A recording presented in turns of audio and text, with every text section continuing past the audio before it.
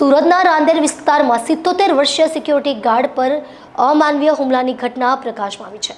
CCTV ફૂટેજમાં કેદ થયેલા દ્રશ્યોમાં સ્પષ્ટ રીતે દેખાય છે કે એક શખ્સ વૃદ્ધ સિક્યોરિટી ગાર્ડને રોડ પર પટકે છે અને માર મારે છે। બાદમાં પગ ખેંચીને રોડ પર ઘસડે છે।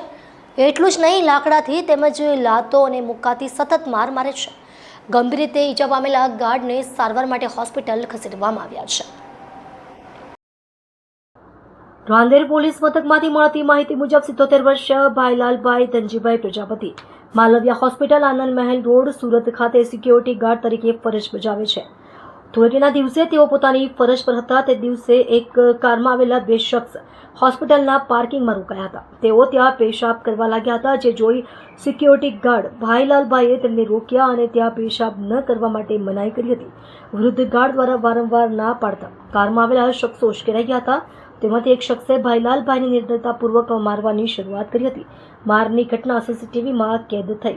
ઘટનાના સીસીટીવી ફૂટેજ મુજબ હુમલાખોર શખ્સે પહેલા સિક્યોરિટી ગાર્ડને જોરથી જમીન પર પટક્યા હતા, પછી તેમની પાસે રહેલા લાકડાના દંડાથી જ તેમને માર્યા હતા।